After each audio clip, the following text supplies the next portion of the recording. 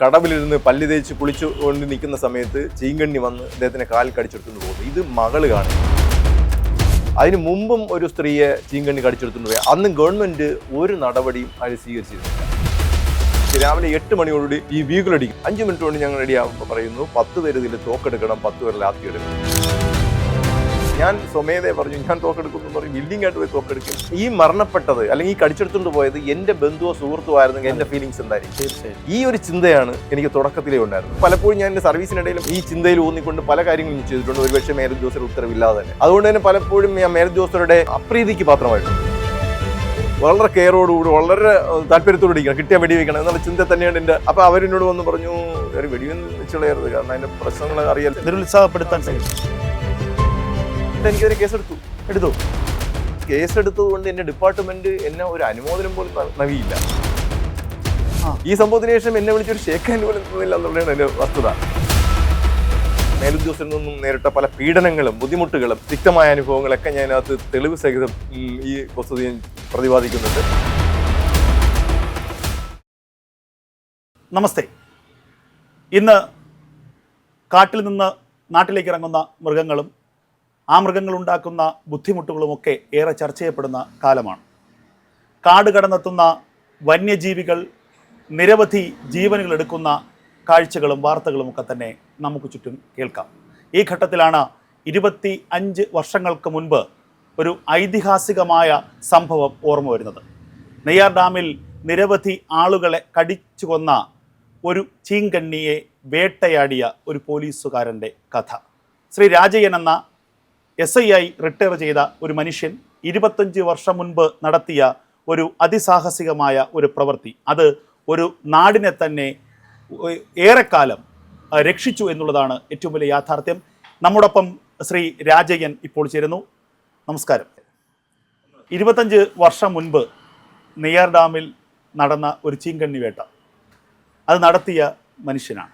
അത് ഏറെ ചർച്ച ചെയ്യപ്പെടുകയും ചെയ്തിട്ടുണ്ട്. എങ്ങനെയായിരുന്നു ആ ഒരു പ്രവൃത്തിയിലേക്ക് എത്താൻ കാരണം? എവിടെ നിന്നാണ്, അന്ന് എവിടെയായിരുന്നു ജോലി ചെയ്യുന്നത്? എങ്ങനെയാണ് ആ ഒരു സ്ഥലത്ത് എത്തിപ്പെടാനുള്ള സാഹചര്യം ഉണ്ടായത്? അതായത് ഞാൻ 1993 പോലീസ് കോൺസ്റ്റബിളായിട്ട് SAP ക്യാമ്പിൽ ജോയിൻ ചെയ്ത വ്യക്തിയാണ്. അങ്ങനെ 3 വർഷത്തെ അന്നത്തെ സിസ്റ്റം ഒന്ന് 3 ടയർ സിസ്റ്റമാണ് പോലീസ് എന്ന് പറയുന്നത്. അപ്പോൾ അത് SAP, AR, ജില്ലാ ആംഡ് പോലീസ്, അത് കഴിഞ്ഞ് ലോക്കൽ പോലീസ്, അങ്ങനെ 3 ടയറിലേ വരാൻ പറ്റുള്ളൂ. 3 വർഷം SAP, 7 വർഷം AR, അത് കഴിഞ്ഞ് ലോക്കൽ, അങ്ങനെയുള്ള സിസ്റ്റത്തിലൂടെ കടന്നു. ഇപ്പം അങ്ങനെയല്ല, പെട്ടെന്ന് വരും. അപ്പോൾ അങ്ങനെ ഞാൻ ARലേക്ക് ജോലി ചെയ്ത് വരവേ 93 കയറി 2001 ARൽ കോൺസ്റ്റബിളായിട്ട് ജോലി ചെയ്ത് വരവേ രാവിലെ 16/8/2001 തീയതി ഞാൻ അവിടെ ക്യാമ്പിൽ ഞാൻ എമർജൻസി ആയിട്ട് ക്യാമ്പിലുണ്ടായിരുന്നു. ഞങ്ങൾ കുറേ എമർജൻസി ആയിട്ട് എടുക്കുക, കാരണം എമർജൻസി സിറ്റുവേഷൻ വരുമ്പോൾ പെട്ടെന്ന് ഈ ക്യാമ്പിലുള്ളവരെയാണ് വിളിക്കുന്നത്. അപ്പോൾ നമ്മളവിടെ പ്രസന്റ് ആവണം. അങ്ങനെ ഇന്ന സമയത്ത് രാവിലെ 8 മണിയോടുകൂടി ഈ വീഗിലടിക്കുന്നു. വീഗിളെന്ന് ഈ എമർജൻസി കോളാണ്. എമർജൻസി കോൾ അടിക്കുമ്പോൾ നമ്മൾ ഉടനെ തന്നെ പെട്ടെന്ന് റെഡി ആവുന്നു. അപ്പോൾ നമ്മൾ അന്ന് പ്രത്യേകിച്ച് ജോലിയൊന്നും ഇല്ലാത്തതുകൊണ്ട് ഫ്രഷായി നിന്നില്ല. അപ്പോൾ പറയുന്നു പെട്ടെന്ന് 10 പേര് 20 പേര് ഇപ്പം റെഡി ആവണം, നെയ്യാർ ഡാമിലേക്ക് പോകണം. അവിടെ ഒരാളിനെ ചീങ്കണ്ണി കടിച്ചെടുത്തുകൊണ്ട് പോയി, അവിടെ സ്ട്രൈക്കാണ്, അതായത് ഹർത്താലാണ്, അതുകൊണ്ട് പെട്ടെന്ന് റെഡി ആവണമെന്ന് പറഞ്ഞു. ഉടനെ തന്നെ പെട്ടെന്ന് 5 മിനിറ്റ് കൊണ്ട് പല്ല് തേച്ച് കുളിച്ച് റെഡിയായി. 5 മിനിറ്റ് കൊണ്ട് ഞങ്ങൾ റെഡിയാകുമ്പോൾ പറയുന്നു 10 പേര് ഇതിൽ തോക്കെടുക്കണം, 10 പേർ ലാത്തി എടുക്കണം.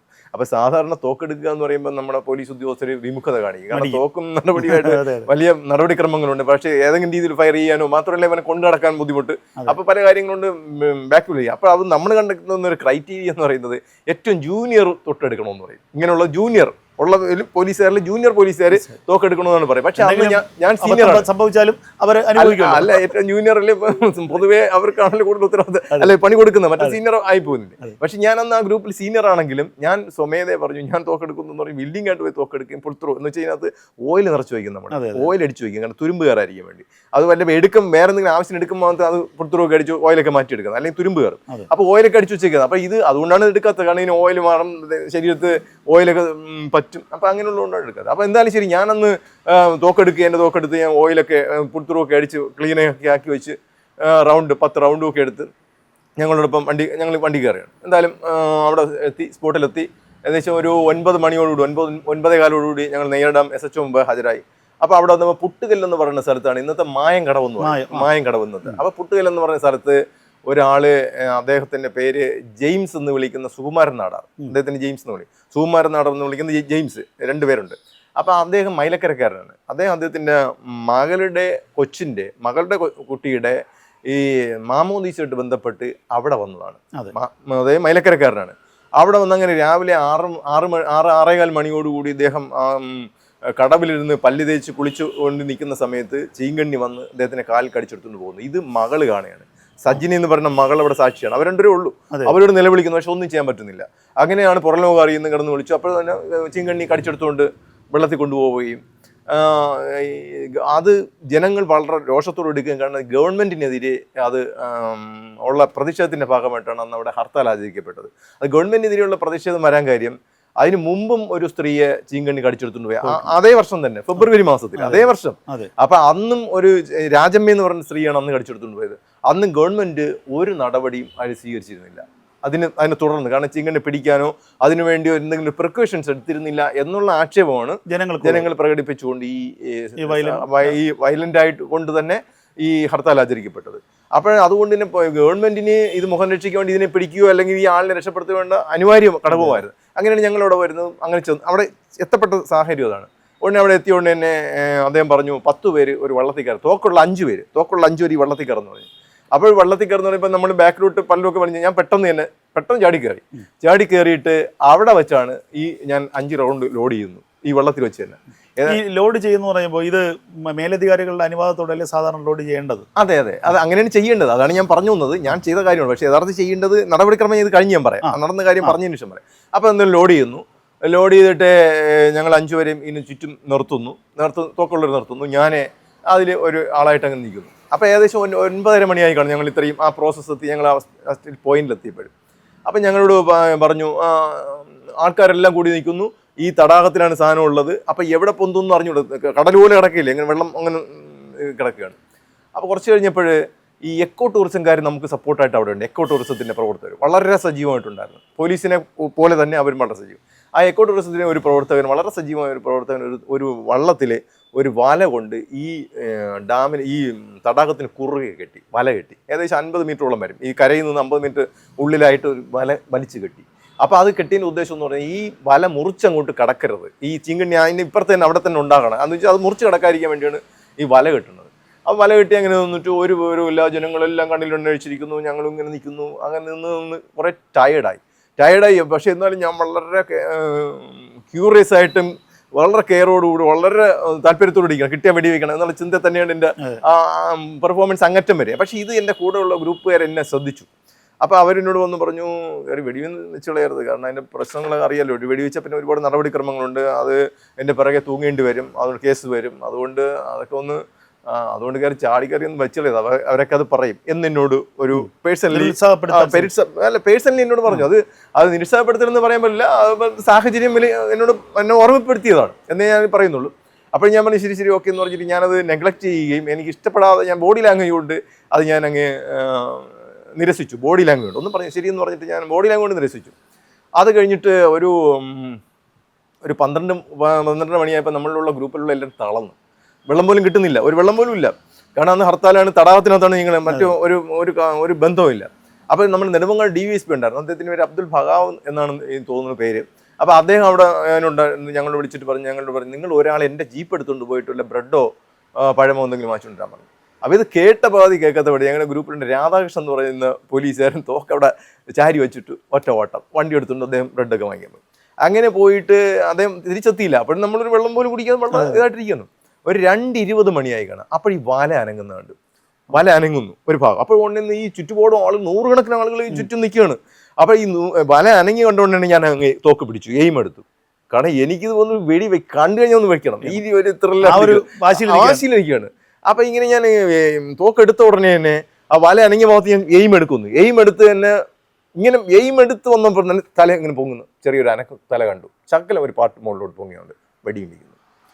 അല്ലാതെ ഈ തല പൊങ്ങിയതിനു ശേഷം ഞാൻ ഈ ഗെയിം എടുത്ത് വെടിയിക്കാൻ കിട്ടൂല. ഞാൻ ഈ അനങ്ങിയ സ്ഥല പോയിന്റിൽ തന്നെ ഞാൻ ഇങ്ങനെ എയിം എടുക്കുന്നു, ആ സമയത്താണ് പോകുന്നത്, ഞാൻ അങ്ങ് വയ്ക്കുകയും ചെയ്തു വെടി. പക്ഷേ എൻ്റെ ഭാഗ്യത്തിൽ ചീങ്കണ്ണിയുടെ കഷ്ടകാലത്തിന് സംഗതി അത് പക്ഷേ കൊണ്ടുവന്നു എനിക്ക് മനസ്സിലായി. കാരണം ബ്ലഡ് ഈ വെള്ളത്തിലങ്ങും പറന്നു.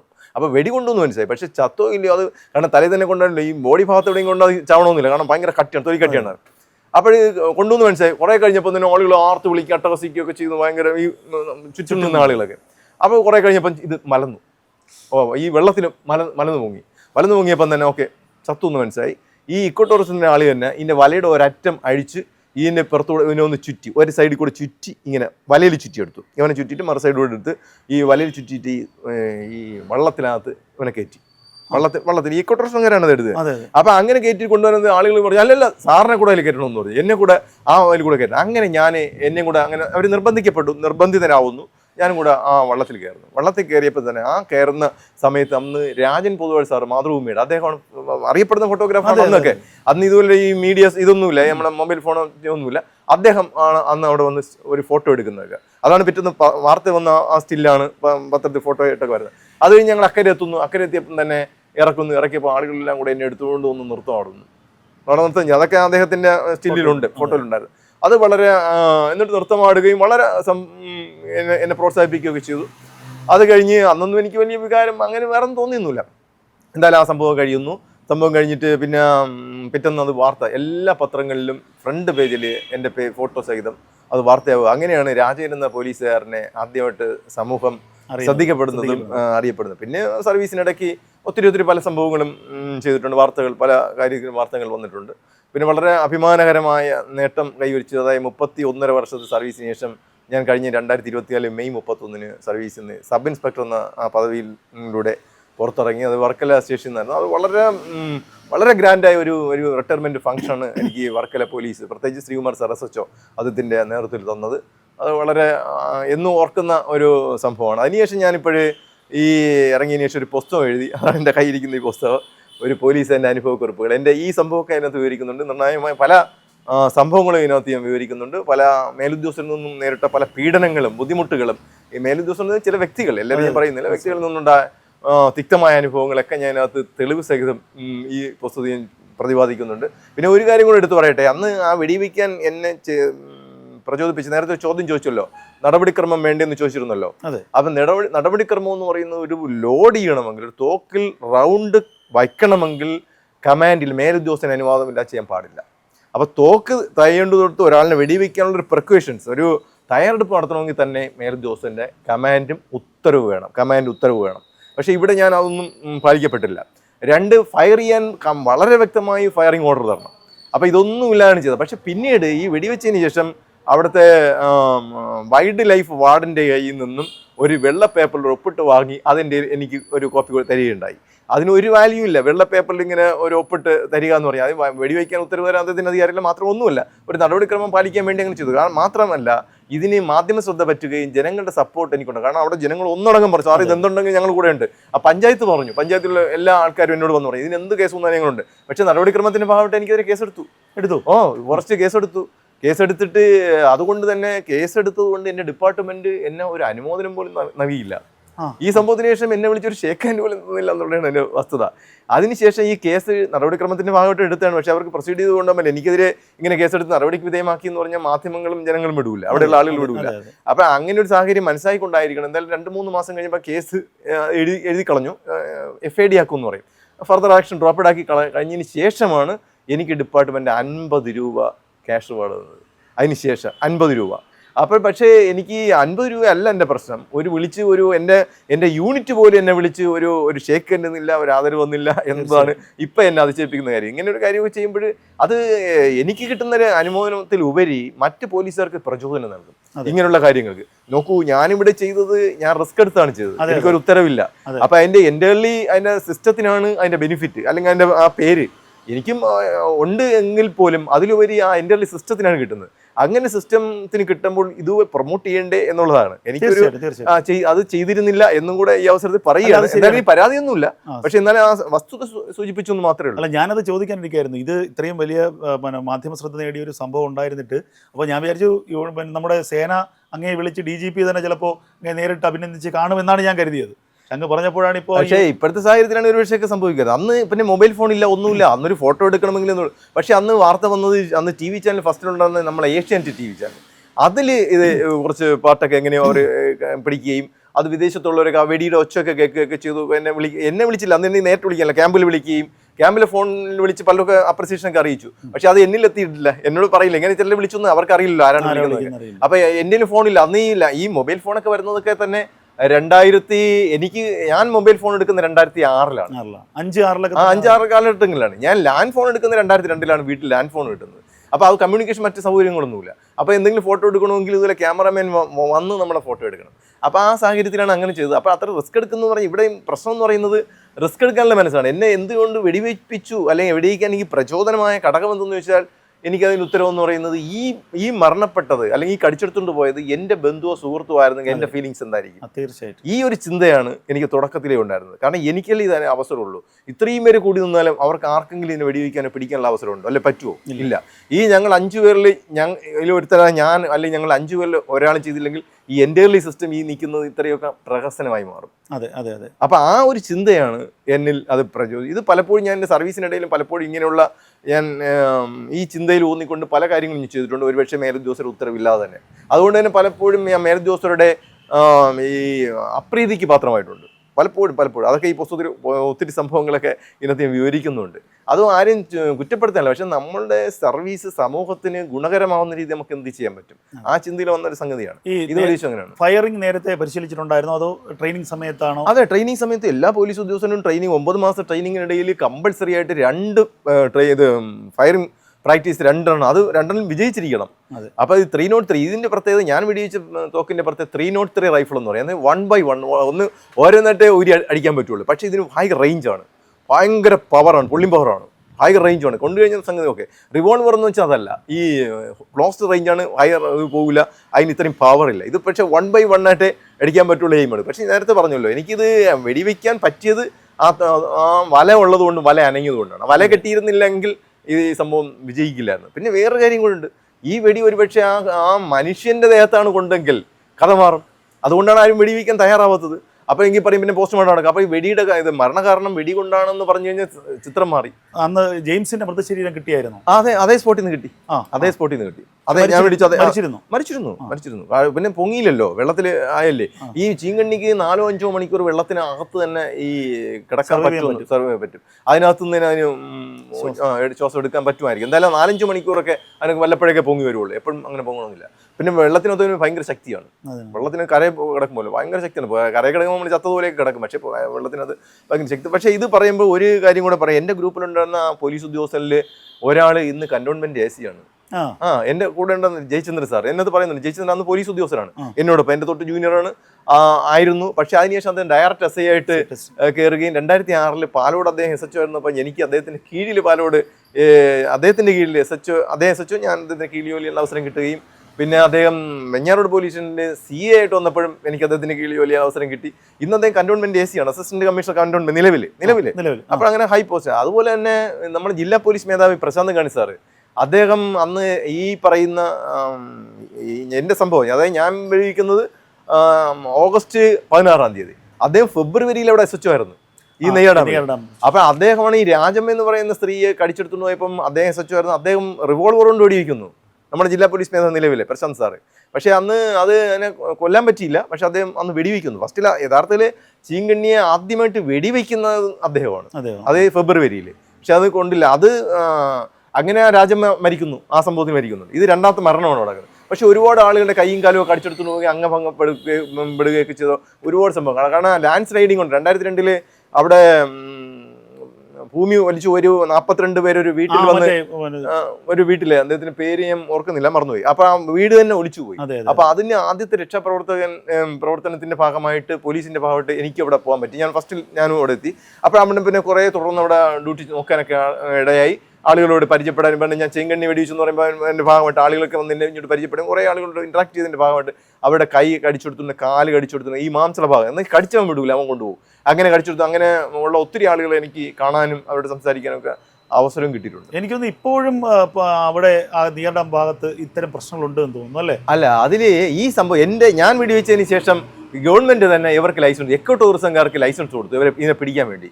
അപ്പൊ ഇത് ഈ ഷെഡ്യൂൾ പെടുന്ന ഒരു വന്യജീവിയാണ്, ഷെഡ്യൂൾ പെടുന്നത്. അതുകൊണ്ട് അത് നമുക്ക് പിടിക്കാൻ പറ്റില്ല, അത് കേസ് വരും.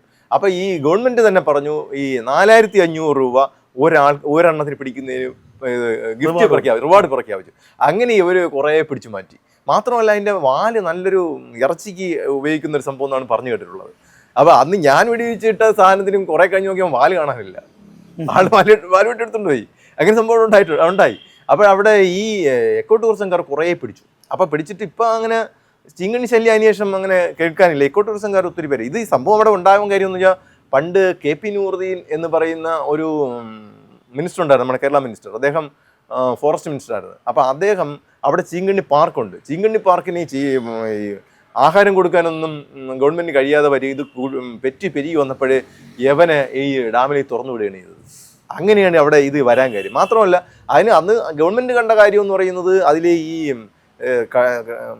വനം കൊള്ളയുണ്ട്, വനത്തെ തടി ഇതിലെയാണ് മോഷ്ടിച്ച ആളുകൾ കൊണ്ടുപോകും. അപ്പോൾ ഇത് ചീങ്കണ്ണി ഉണ്ടെങ്കിൽ പിന്നെ അത് തടയാമല്ലോ. ആ ഉദ്ദേശത്തിനാണ് തുറന്നു വിട്ടത്. പക്ഷെ എന്ത് പറ്റി, അത് നേരെ റിവേഴ്സ് ആക്ഷനായി, അത് ജനങ്ങൾക്ക് ഭീഷണിയായി മാറി. അങ്ങനെയാണ് സംഭവിച്ചത്. അത് അന്ന് തുറന്നു വിടുന്നത് ഏകദേശം 90 കാലഘട്ടവും അങ്ങനെ എന്തോ ആണ്. അതൊക്കെ അന്ന് ആ സമയത്ത് വാർത്തയൊക്കെ ഉണ്ടായിരുന്നതാണ്. എന്തായാലും ഞാൻ ഈ തുടക്കത്തിൽ പറഞ്ഞതുപോലെ വന്യജീവികൾ, കാട്ടിലുള്ള ജീവികൾ ഒക്കെ നാട്ടിലിറങ്ങുന്ന ഒരു കാലമാണ്. ഇപ്പോൾ നമ്മൾ ആനയുടെ ആക്രമണം, പുലിയുടെ ആക്രമണം, എല്ലാ ദിവസവും ഓരോ വാർത്ത കാണുന്നുണ്ട്. എന്തുകൊണ്ടാണ് ഇത്തരത്തിലുള്ള ഈ വന്യജീവികൾ സാധാരണ ജനങ്ങളുടെ ജീവിത സാഹചര്യത്തെ നശിപ്പിക്കുമ്പോഴും അല്ലെങ്കിൽ അതിനെ തടസ്സപ്പെടുത്തുമ്പോഴും ഇതിനെ കൃത്യമായി പ്രതിരോധിക്കാൻ പറ്റാതെ താങ്കളുടെ ഈ ഒരു അനുഭവത്തിൽ എന്താണ്? എന്തുകൊണ്ടാണ് അത് കൃത്യമായി പ്രതിരോധിക്കാനും ജനങ്ങളുടെ ജീവന സ്വത്തിനും സംരക്ഷണം കൊടുക്കാനും പൂർണ്ണമായും സർക്കാരുകൾക്കും സേനയ്ക്കും പറ്റാത്തത് എന്തുകൊണ്ടാണ്? അതായത് അതിന് കാരണം നമ്മുടെ നിയമവ്യവസ്ഥ തന്നെയാണ്. നമ്മൾ ഈ ഷെഡ്യൂളിൽ പെടുന്ന ഒരു മൃഗത്തെ ഏതെങ്കിലും രീതിയിൽ വെടിവെച്ചാൽ അവൻ അതിൽ കേസിൽ പ്രതിയാവും. നോൺ ബെയിലബിൾ ഒഫൻസാണ്, ജയിലിൽ പോകും. അപ്പോൾ അവിടെയും നമുക്ക് ഒരു പ്രൊട്ടക്ഷൻ പറയുന്നത് സെൽഫ് ഡിഫെൻസ് എന്ന് പറയും, ഒരു പ്രൊട്ടക്ഷൻ നമുക്കുണ്ട്. അത് ഏതൊരു വ്യക്തിക്കുണ്ട്, സ്വയരക്ഷാവകാശം. എൻ്റെ ജീവൻ ഹനിക്കും അല്ലെങ്കിൽ നഷ്ടപ്പെടുമെന്നുള്ള സാഹചര്യം വരുമ്പോൾ അതിൽ നിന്ന് ഓവർകം ചെയ്യുന്നതിന് വേണ്ടി എനിക്ക് മറ്റേ ആളിനെ കൊല്ലുക വരെ ചെയ്യും. അത് ഒരു മനുഷ്യനെയും കൊല്ലാം, അത് ജീവിയും കൊല്ലാം. അത് ആ ഒരു പ്രൊട്ടക്ഷനാണ് നമുക്ക് അവിടെ ഉള്ളത്. അപ്പോൾ ആ പ്രൊട്ടക്ഷൻ എടുക്കുക എന്ന് പറഞ്ഞാൽ ഞാൻ ചോദിക്കട്ടെ, ഒരു വന്യജീവി, ഒരു കടുവ അല്ലെങ്കിൽ അങ്ങനെയുള്ളൊരു പുലി എന്നെ ആക്രമിക്കാൻ വന്നാൽ എനിക്ക് എന്ത് സെൽഫ് ഡിഫെൻസാണ് എടുക്കാൻ പറ്റുക? എനിക്ക് സെൽഫ് ഡിഫെൻസ് ആണെങ്കിൽ തോക്കെടുത്ത് വെടിയിക്കണം. അത് ഞാൻ തോക്കം കൊണ്ടാണ് നടക്കുന്നത്, അങ്ങനെ പറ്റൂലല്ലോ. അപ്പോൾ സാധാരണ ജനത്തിന് സെൽഫ് ഡിഫെൻസ് എടുക്കാൻ കഴിയില്ല. അപ്പോൾ അങ്ങനെ എടുക്കാൻ പറ്റുന്ന ആർക്കാണ്? ഒരു ഗവൺമെൻറ് പ്രൊസീജിയറിന് മാത്രമേ പറ്റൂ, ഫോഴ്സിന് പറ്റൂ. അങ്ങനെ ഫോഴ്സിന് എടുക്കണമെങ്കിൽ നീ മുൻകൂട്ടി ഉത്തരവും അനുവാദം വേണം. അപ്പോൾ ഒന്നിന് വെടിവെച്ച് കൊല്ലുന്നത് മുൻകൂട്ടി ഒരു ഉത്തരവ് കൊടുക്കാനുള്ള ധൈര്യമില്ല. കാരണം എന്താണ്? അത് ഷെഡ്യൂളിൽ പെടുന്ന ഒരു സംഗതിയാണ്. അപ്പോൾ അത് ഒരാളിനെ ആക്രമിക്കും എന്ന ഒരു ഉദ്ദേശത്തിൽ വെടിവെച്ച് കൊല്ലാൻ പറ്റുമോ? അപ്പം നാളെ ഇത് സംഭവിക്കും, അതുകൊണ്ട് ഇവന് തട്ടിക്കളയെന്ന് പറയാൻ പറ്റുമോ? കാരണം ഇത് സംഭവം എന്താണ്? ഇത് നാട്ടിലേക്ക് ഇറങ്ങുന്നതിന് ഒരു കാരണം നമ്മൾ തന്നെയാണ്. കാരണം നമ്മൾ വനം വെട്ടി തെളിക്കുകയും അതുപോലെ തന്നെ വനത്തിനകത്ത് കയറി എല്ലാം ചെയ്യുമ്പോൾ ക്രയവിക്രയമൊക്കെ ചെയ്യുമ്പോൾ അതിനവിടെ ഫുഡില്ല, ആഹാരമില്ല. അതിന് ആഹാരം തേടി വരുന്നതാണ്. നമ്മൾ ആ കാട് കയറുന്നു, അപ്പോൾ അവന് വേറെ മാർഗ്ഗമില്ലാത്തതുകൊണ്ട് നാട്ടിലേക്ക് വരുന്നു.